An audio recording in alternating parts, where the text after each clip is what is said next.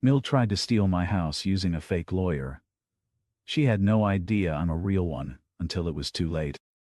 I'm 35, male. As a lawyer with over a decade of experience, I've learned that sometimes the best advantage is letting people underestimate you.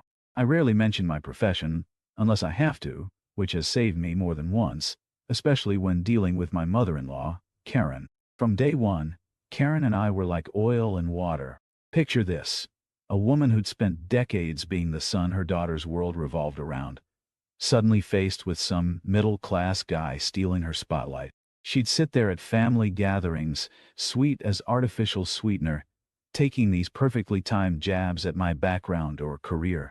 "Oh, honey, you work in an office? That's nice." All said with this smile that just dared you to call her out. When I proposed to her daughter, Karen went into overdrive. Suddenly every conversation included a mention of that nice doctor her daughter dated in college. He's chief of surgery now, you know. The fact that she had no clue I was actually a successful attorney just made her little digs that much more entertaining. Everything really hit the fan when we bought our house 3 years ago. It's this beautiful colonial place, a peaceful neighborhood, about an hour from Karen's house. You'd think we'd announced we were moving to Mars, an hour away, but how will I help the grandchildren? Never mind that we didn't even have kids yet. She started showing up unannounced, always with some paper-thin excuse about being in the neighborhood. Yeah, 60 miles from home then, about 6 months ago, Karen started getting weird about the house. It started with these odd comments dropped into conversation, stuff about family property and keeping things in the right hands. At first, we just rolled our eyes. But then she got more aggressive, questioning whether we were mature enough to handle home ownership. Everything came to a head one afternoon when she showed up with this guy who looked like he'd bought his suit from a Halloween store. She waltzed in like she owned the place, which, as it turned out, was exactly what she was aiming for.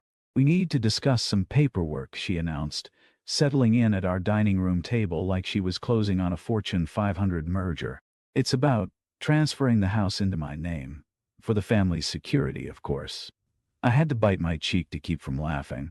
Her lawyer, Mr. Clark, started pulling wrinkled papers from a briefcase that had seen better days. Everything about him screamed fake, from his nervous sweating to the way he couldn't make eye contact.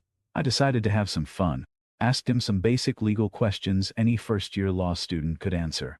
Watched him squirm and stumble while Karen kept trying to cut in. "Let's just sign the papers and worry about the details later." Finally, I'd had enough of the charade. Reached for my own briefcase. "As a practicing attorney myself," I said casually, "I have some concerns about these documents. The looks on their faces, priceless." Karen's jaw literally dropped. "You're a lawyer?" "10 years and counting," I smiled. "Now, want to explain why you're trying to fraudulently transfer my property with falsified documents and an impersonated legal representative?" The documents were a joke, wrong terminology, missing clauses, spelling errors everywhere. But I had more. "I've got records of all your unauthorized property inquiries, Karen." "Oh, and those emails you sent from your work account about forging documents?" Not very subtle. That's when she switched tactics, turned to my wife with crocodile tears.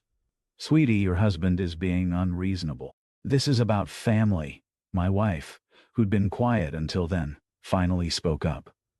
"No, Mom, this is about control, and it stops now." I laid out exactly how much trouble they were in, and Mr. Clark practically sprinted for the door. Karen tried to bluff and bluster, but I shut it down. "I've already contacted the authorities.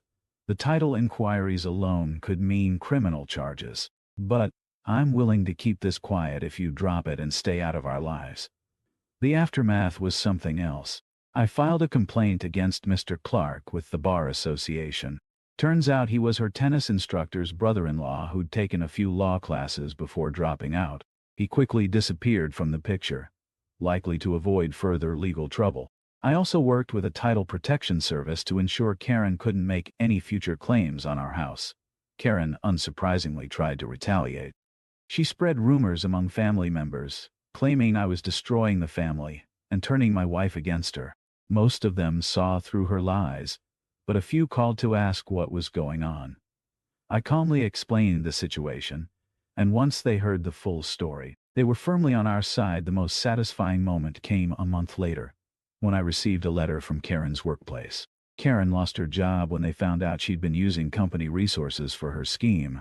Many of them, especially those who had already been burned by her manipulative ways, began distancing themselves. She went from being the self-proclaimed matriarch to a pariah almost overnight. Still, she didn't go quietly. She tried one last desperate move, filing a bogus lawsuit claiming she had contributed financially to our house and therefore had a stake in it. The irony of her baseless claim wasn't lost on me.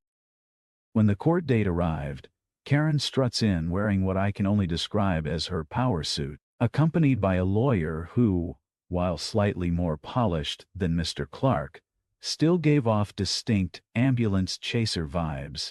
She had this smug look on her face, like she thought she was about to star in her own episode of Law and Order.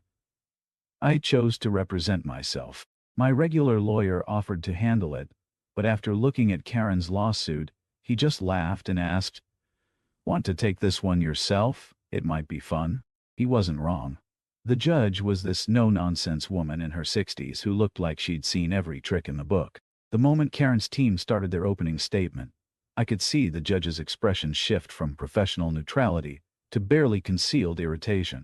Karen's lawyer tried to spin this elaborate tale about how she'd been intimately involved in our home purchase. According to him, she had made substantial contributions to the down payment and had an unofficial agreement about partial ownership.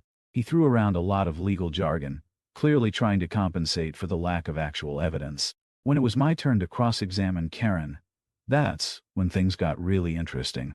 "Mrs. Karen," I started, keeping my tone perfectly professional, "could you please specify the exact amounts you contributed to the house purchase?" She shifted in her seat. "Well, it was several substantial amounts over time. Could you provide the specific dates and amounts?" "I didn't keep records. These were family arrangements." "I see. And how were these contributions made? Check? Wire transfer? Cash?" "It was more of an understanding between family members."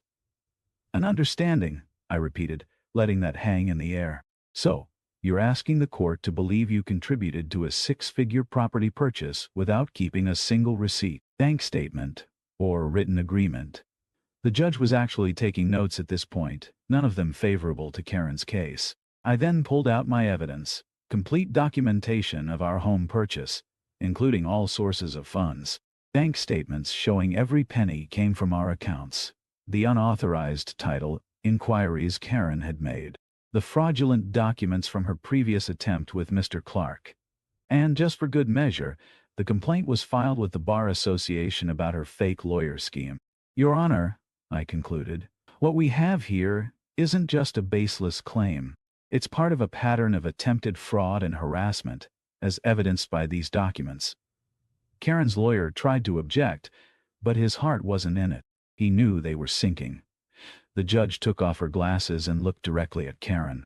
"Mrs. Karen, in my 30 years on the bench, I've seen a lot of frivolous lawsuits.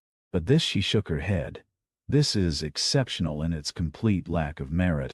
Not only is there no evidence to support your claim, but there is substantial evidence of previous attempts to fraudulently obtain this property." The judge dismissed the case with prejudice and ordered Karen to pay all legal fees. She even recommended that Karen seek legal counsel about potential consequences for filing false claims. As we left the courthouse, Karen looked like she'd swallowed a lemon. She tried to maintain her dignity, but it's hard to look haughty when you've just been dressed down by a judge in open court. She shot me this venomous glare, but I just smiled and wished her a nice day. In the weeks that followed, Karen retreated into obscurity.